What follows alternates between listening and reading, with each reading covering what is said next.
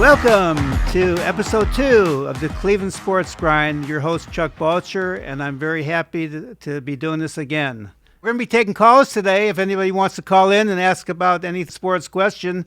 If not, we're going to get on and talk about the Dan Gable era of wrestling because to me, that's... Oh, we have a call in. Okay, let me answer the call.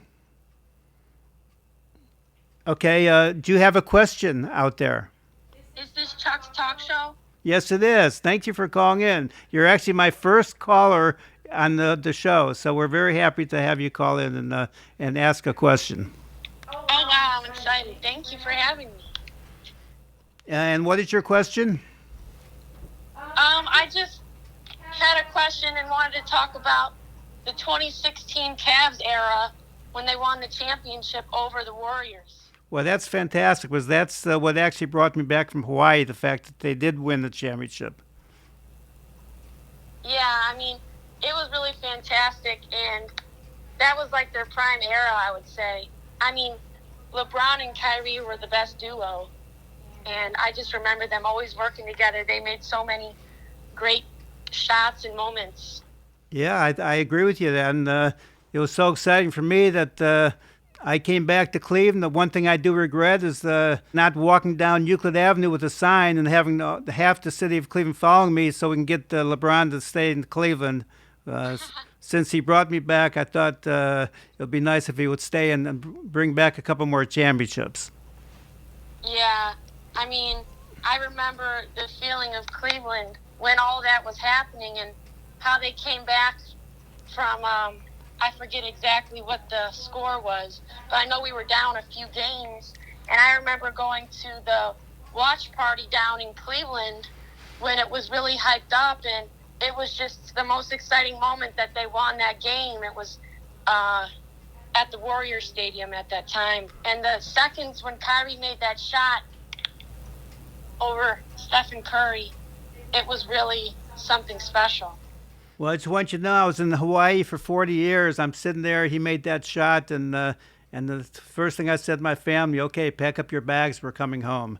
And believe me, I know, very hard to get somebody to come out of Hawaii. Hawaii's such a beautiful place. But thanks for your call. I appreciate it. Thank you so much. I hope I can hear it when I listen to your talk show. I'm really excited. Thank you. Thank you. Bye-bye. Bye-bye. Thank you, caller. And then now we're back to talking about the 1971 NCAA championship. But before we do, we want to at least look back in time 1 year, and this was the year that Larry Owings defeated Dan Gable 13-11 in the championship 1970. This was Dan Gable's only loss, so at least we're talking about that time frame so I can bring you guys up to date. And we're talking about right now 1971, and the winner of the 134-pound weight class was a fellow by the name of, wrestler, I should say, by the name of Roger Waggle, okay? So let's talk about Roger Waggle. He beat a guy named Dwayne Keller. Dwayne Keller was about 23 years old, and he was a two-time NCAA champ. And he was going for his third championship, and he lost to Roger Waggle. Okay, so Roger Waggle is a very good wrestler. Okay, now earlier in this tournament, Roger Waggle had defeated a wrestler named Larry Rippey. He beat him 16-5. Okay, but later on, about a week later, in the East-West All-Star tournament, Larry Rippey turned around and he beat.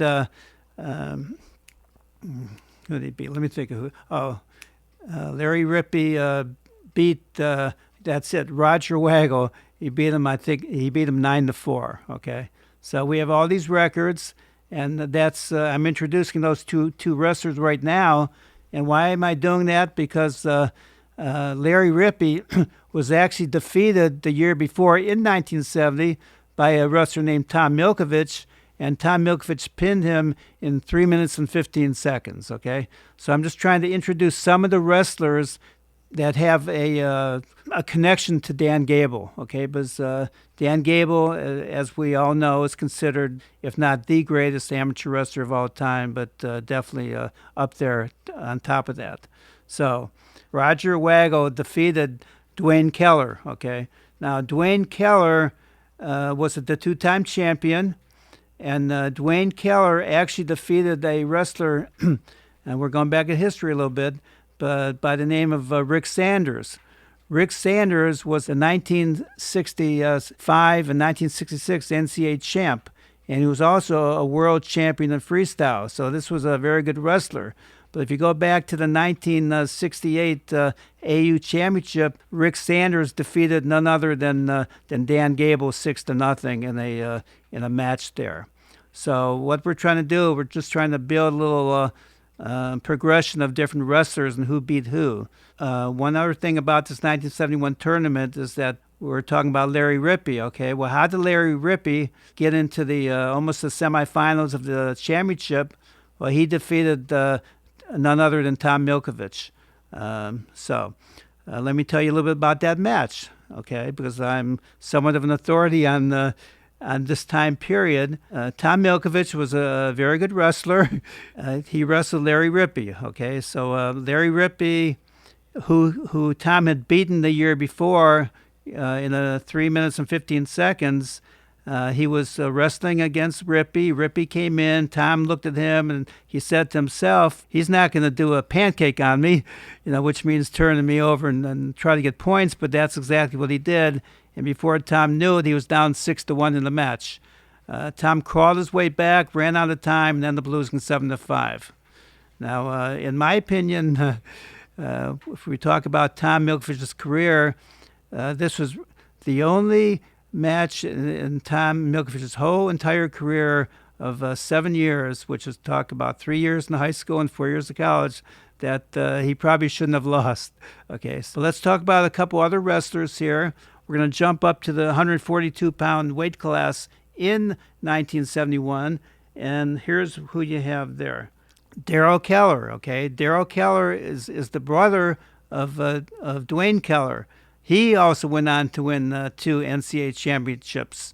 One was the year before when he actually defeated Tom Milkovich. In that match, just so we can be clear about it, Tom was ahead in that match 3-2, but his coaches, for some reason, we're not quite sure. We can talk about the reasons later. Wanted Tom to actually, I can talk about it now. Darrell Keller was a good come-from-behind wrestler. So it's possible, maybe unlikely, but that's why instead of Tom just protecting the lead with 10 seconds left, he would have beaten Darrell Keller. Then he would probably have to wrestle Phil Parker, who he had beaten 2 times earlier. Anyways, the coaches said, go shoot for a takedown. And he did, and there was a scramble, and Darrell never really had control, but the referee gave Darrell Keller 2 points, and Tom ended up losing that match 5-4. Also, the next match, Tom was a little bit nervous, so he went up to his trainer, and his trainer gave him Tom some called Seconal, which is a drug, barbiturate, which basically put Tom to sleep, and so he lost to Phil Parker, leaving Tom Milkovich with a 4th-place finish. Okay. By the way, Darrell Keller, the year earlier, it could have even been this year. I have to check out my stats. He actually lost to Phil Parker 4-3 in the Big 8 championship. He beat Larry Owings 16-12. So these all wrestlers are related somehow to Dan Gable, who had lost to Larry Owings 13-11. Okay. So just wanted to put that out there.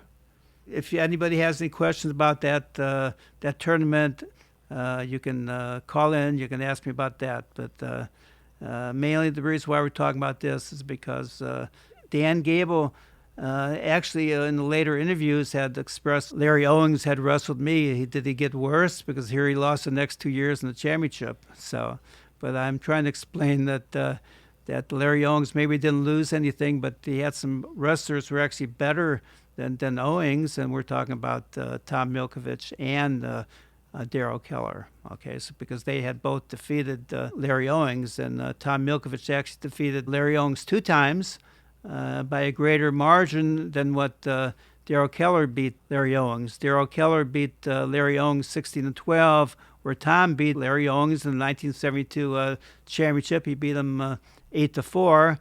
And a week later in the East-West All-Star Championship, Tom went on to beat Larry Owings 5-2. Okay, so that's all I'm going to mention about this 1971 championship. So we're going to talk about the Lake Erie League, because the reason why that's important is because Dan Gable, although he was 64-0, he wrestled in there were 3 divisions in his state, and he did win. But my premise is that if Dan Gable would have wrestled in Ohio, he probably would have had 4 or 5 losses. That could be untrue or could be true, but that's just the host's opinion, that he would have had losses. This show is a lot about who is the best amateur wrestler of all time. Okay, and so I welcome any callers who want to call in and tell me how great they think that their wrestler is, and we're going to pin it down. Now, when we talk about wrestling, we're talking about 7 years or 8, depending on if their high school had 3 or 4 years. In Dan Gable's case, he had 3 years. We're also going to talk about K.O. Sanderson, who had 4 years in high school, and Sanderson, K.O. Sanderson, great wrestler and coach. He was 159-0 in college. He did have 3 losses in high school. I think they were all his freshman year. But again, he wrestled in a state, Utah, with only about 2.5 million people, and he had 3 divisions also. He actually wrestled in the 2nd division. So if K.O. Sanderson would have wrestled in the LEL, I have a feeling he would have had 10 to 20 losses easily. Okay, now let's get back to the Lake Erie League, which I know a lot about because I was a wrestler myself. I was 138 pounds. Okay, so we're going to talk about who these teams were. And Tom Milkovich wrestled in the Greater Cleveland Conference, where they had a couple good teams like East Lake North, and they had the Bedford and Mentor. I think Willoughby South might have been one of them. I can't remember.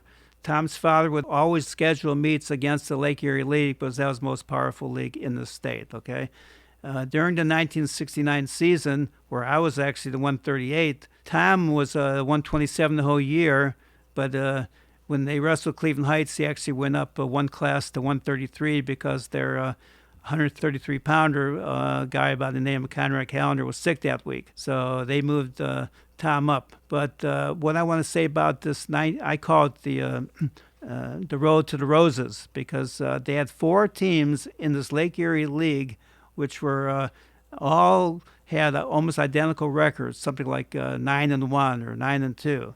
And those teams were Garfield, who brought 7 wrestlers to the state tournament. You have Parma, who actually defeated Valley Forge. I just looked up the record again, 1918. Valley Forge had not lost a dual meet in 5 years. That's how good they were. In fact, the year before, 1968, they lost the dual meet to Maple Heights. I think it was 19-16.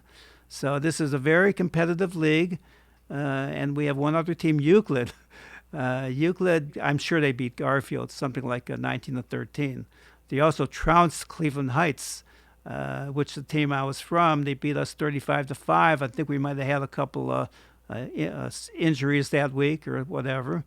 But you had 4 people fighting for the championship. Now I think Parma actually won it. Now that I'm looking back at it, could have been Valley Forge, but I think it was Parma. So the reason why I'm mentioning how competitive this was, because Ohio State had 10.5 million people. Tom Milkovich, 1969, was wrestling in the state with just the top teams, as I look back at it, the top teams in the entire country. Okay, and I want to also not only debate who the best amateur wrestlers all time, let's debate which state or which conference had the top wrestlers of all time. Okay, because I'm pretty sure that it was Cleveland, and the Lake Erie League surpassed any other league in the whole country. And one way I can kind of show that is when Tom Milkovich did go to Michigan State. Hey guys, I'm back again. I don't know if you know, we have very bad weather in Cleveland, about 50-mile-an-hour winds, so the power went out. It reminds me of a time when I was back in Ohio when I had my radio show. My sister's going to call in. It was the 13th of, what's that holiday again? April Fool's Day, and my sister called in, and the power didn't go out, but we couldn't hear a word she said, so I had to talk for a whole hour by myself. Okay, let's get back to the Lake Erie League. So we're talking about Cleveland Heights, Valley Forge. So every year they would wrestle. And why do you do that? Because the Lake Erie League had the best teams in the conference.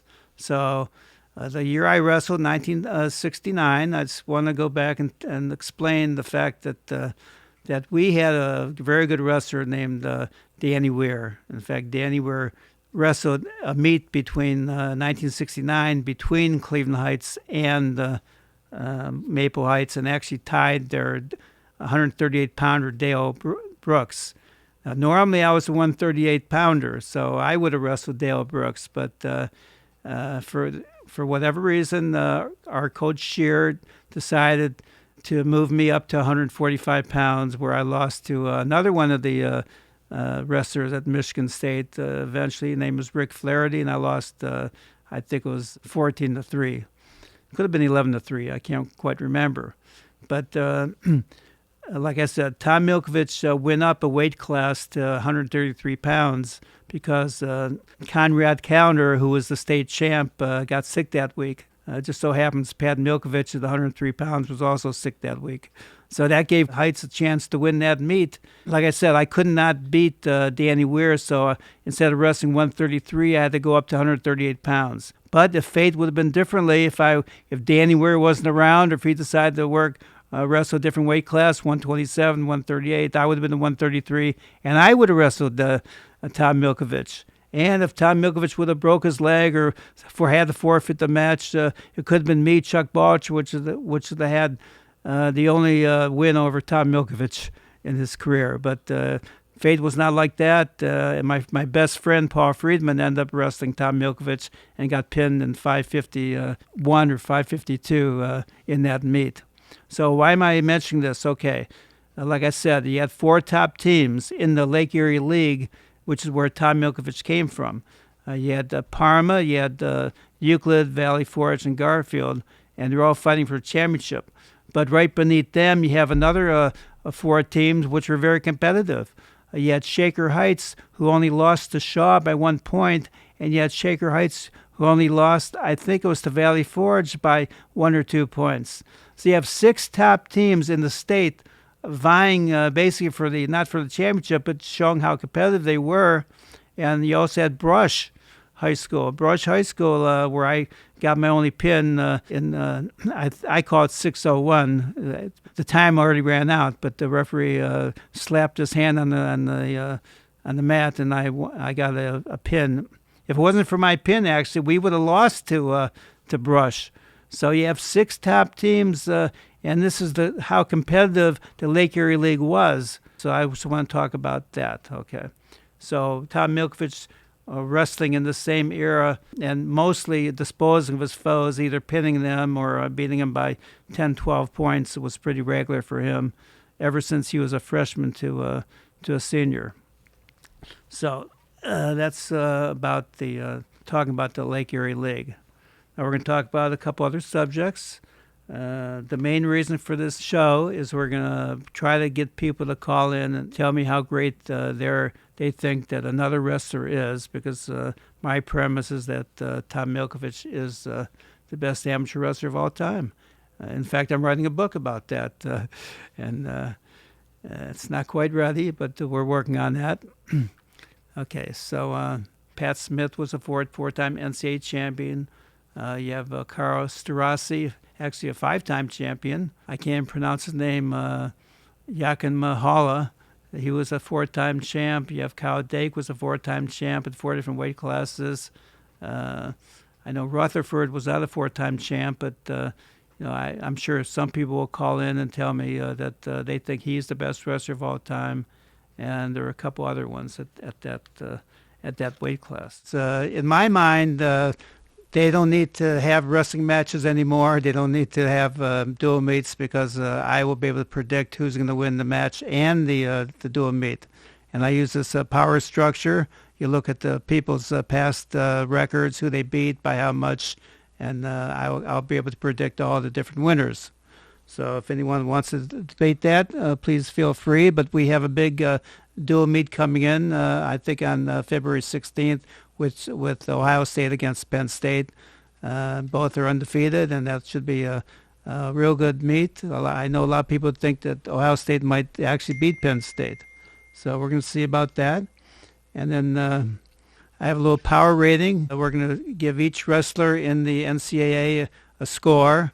And so, of course, if an 8 wrestles a 2, you know who's going to win.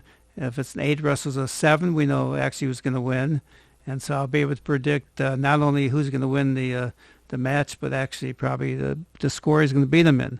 One thing about the wrestling is what you have to do is you have to escape, okay? So that's all about learning how to overcome objections. And if you're running a business or you have any kind of mental problems, you use this wrestling to your advantage. It'll help you out of any situation. Now, in the Sports Hall of Fame, not to talk about too many things, but they have lots of members in the NCAA Hall of Fame, or maybe, I'm not sure if it's called NCAA, but whatever. But a lot of these people in the Hall of Fame are not wrestlers. I would say maybe like 1/5 of them, but they're in there because they started a program on wrestling or they were a referee for a long time. So actually, I think, and I'm going to set up his case as a lawyer would, why Tom Milkovich not only should be in the Hall of Fame, even though he doesn't have that many credentials in freestyle, even though he did take 5th place, but how he should actually be on top of the Hall of Fame. And I've been studying this for about over 10 years already. So I want to be able to back up what I say. I use a simple formula: A beats B, B beats C, then A should beat C. So if one wrestler can beat another wrestler, and that wrestler beats a third wrestler, then that first wrestler, A, should be able to beat that third wrestler. So I did that to study my own statistics back in 2012. Did it for about 2 years, and anybody wants to debate that. Now, one thing about Tom Milkovich's coaching, he actually had a job all set up for the University of Michigan, but his trainer over at Auburn, not trainer, but the athletic director, told Tom that that program was to be around another year. But what happened is that Title 11 came in, I think it was about 1981, I think is when it was. And so even though Tom was promised that he'd be back at Auburn coaching the following year, what happened was that he turned down the job at the University of Michigan because Tom Milkovich was a fantastic coach. I'm not going to say better than Gable and not better than Brands and not better than Sanderson, but given the opportunity, I have a feeling he would have been better than them as he succeeded with everything in his life. He took a last place Auburn team, 0-11, and brought them up to actually upsetting Oklahoma, who was rated number 1st in the country. And he was Auburn that year. I think it was 1980. They broke into the top 10. They were actually rated number 9, but they had a signature victory. And if they would have been around the next year, Tom is pretty sure that he'd be fighting for the national championship. So a lot of things in Tom's way didn't go his way, and this is one of them. Tom wanted actually to attend the University of Michigan with Cliff Keen as the coach, but it just so happened Cliff Keen turned 70 the year that Tom went into college, and he retired. So Tom took a tour to the University of Michigan campus, but all they showed him was a bunch of old engineering buildings and different places. He never even got to see the wrestling room, where that he wasn't planning on it, but the Michigan State University actually showed him the wrestling room. He got to talk to the wrestlers. He was very excited about starting over there. So, we have a caller. Okay, let's get that caller. Okay. Okay, where are you calling from, by the way, caller? Where are you calling from? I'm calling from the woods of Tres Piedras, New Mexico, 30 miles from Taos County. Well, you're the first caller we've had from out of state. Thank you very much for calling. So what's your name, by the way? Well, I have two names. One because I'm your brother, and another because I'm your brother's brother. Very good. Okay, use any name you want. What's your name? Use them both. I'm both Okay. Eddie Balcher from Cleveland Heights High in 1976. And I'm the brother of Aharon Boetzer, and I go by Judah Boetzer. A matter of fact, if anybody wants to look up my name, Judah Boetzer Taus, you'll see stories I published of my life, and one of them is called Maccabiah 1985, a story of perseverance, when I defeated the entire Israeli national Olympic wrestling team to wrestle in the Jewish Olympics, which happen every 4 years, 1 year after the non-Jewish Olympics. And again, that tournament is called Maccabiah. And I happen to be a paratrooper in the Israeli Defense Forces, and came back from a doctor's visit, and my lieutenant asked, how did it go? And I said, I'm on the wrestling team. And he said, are you a wrestler or a paratrooper? And I said, don't make me choose. And I turned my back on my lieutenant and made it to the wrestling practice. Unfortunately, now you don't do things like that in the military and get away with it, but apparently God had my back. And being a Balcher, I had a strong will to win. And again, while I was in the paratroops in 1985, a matter of fact, it was the 890th Regiment, which is one of Israel's most revered regiments, and Gilad Sharon, Ariel Sharon's son, was in my platoon. Anyway, I made it to the practices for the course of many weeks, and proceeded to get myself on the team because I beat everybody. A matter of fact, if you look up the article, you'll see a picture of me and the Olympic team. Again, Maccabiah 1985, a story of perseverance, House News. And I really attribute my success to mostly our family had the greatest mother on the planet who was a high achiever and inculcated in all of us the desire to make the best of our lives. I'm proud of all my siblings. And I prided myself in my athleticism more than in my brains because being Jewish, I was always surrounded by people smarter than me. And basically, I wrote the story down, but basically, I beat everybody. I beat everybody in the North team, which was called Hapoel Tel Aviv. And then I beat everybody in the South team, which was called Hapoel Beersheva. And unfortunately, the Beersheva coach was the head coach. And like many coaches in my life, or men in my life, he was determined not to let me succeed. And I actually showed up to Olympic training week. It was a week long, right after a 60-mile run, which I did having snuck out of an army hospital with 105 fever. And 2 days later, I'm in the wrestling, 3 days later, I'm in the wrestling camp. I'm not going to go into all the things surrounding that, but I showed up all bandaged up because I was injured. But I still told the coach he didn't want to let me wrestle.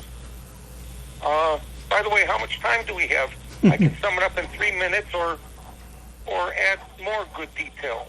Please, let's hear a couple more details, please. Okay, so well, first of all, the doctor gave me 3 weeks bed rest because I'd blown out my Achilles heel in the. Before you do that, the people out here want to know a little bit about your high school career and also what training was, what a workout was like. Did you wrestle? I'll tie that in a moment. Okay, let me finish this story and then I'll go back. Please go ahead. Go ahead. Basically, I defied the doctor's orders. I defied my lieutenant. I made it to the Olympic week, and for a week straight, I beat everybody. With takedowns, and I was a great takedown artist, if I say in my own right. And I'm going to get back to that in a moment, but the last minute, the head coach who didn't want me to wrestle brought in the Olympic doctor to disqualify me. And I was very proud of Northeast Ohio. I knew we had the best wrestling in the country because in my years when the Russians came across the United States, they devastated every city and barely eked it out in the heavyweight match in Cleveland. So as far as my training, my dad, our dad, David Balcher, entered me into a competition when I was 8 years old, and I won my first match. And we all know the feeling when the ref raises our hand. It felt good. And having won my first match, I was determined to be a wrestler. And every morning in the deep Cleveland snow, and those were snowy years, in 3 feet of snow, I'd go run from our home on South Compton to John Carroll University. And then back home, that was about 8-10 miles, and then I'd go to school. I did that every day. I did push-ups, I did pull-ups, I did bar dips between our washer and dryer. And the thing that got me most in shape was Chucky and my in-between brother Louie, who used to beat me up every day for 3 hours. That was good training. Beat me up wrestling. You know, we were a wrestling family, even though the rules of wrestling didn't apply in our matches.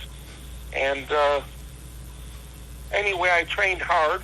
I had a lot of successes. I was Roosevelt Junior High champ in 8th and 9th grade.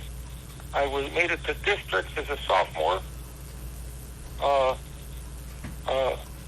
happened to be third in the Cleveland Open as a sophomore, and I was third in AAU and U.S. Wrestling Federation 5-state regional tournaments when I was in 10th grade. Let me ask you one question. If you had, I'm going to tie it down with this. I didn't wrestle again from the time I was a sophomore till I beat everybody in 1985, more than a decade later. And so the reason I say that is I believe practice makes perfect, and I practiced real hard. And the skills I ingrained growing up as a youth served me 10 years later when I had the training of a paratrooper that no sport, I don't care who you think you are, no training is harder than the training of a paratrooper, and therefore my body, though broken, was in top physical shape, and I was ready to take on the world. Well, that leads me to my next question. What can you share with the audience about lessons you learned in life, especially from wrestling, how it can help the people who are listening to you? Oh, absolutely. No question. I played a lot of sports. In some ways, rock'em sock'em, no tackle football, no pads was my favorite. Yet, no sport prepares self-confidence like wrestling, because it's always one-on-one, and it's you against yourself as well as you against the other person. And we all know that wrestling is a very difficult sport, and it really challenges every aspect of our being. And I found myself in many almost impossible situations in my life, and I always was able to. We have to cut this episode short because the power just went out. So Cleveland weather, as anybody knows, is very unpredictable. And we had a storm last night. What happens sometimes is that it might be raining, then the weather goes down, the temperature to about 22 degrees, so all the doors freeze, you can't even get in your car. But that's what it's like. We're so happy that you joined us for this episode 2, and look forward to the next episode, bringing it back on again. Right now, for all those out there, and from the bottom of my heart, thanks for joining in. This is Chuck Balcher, your host.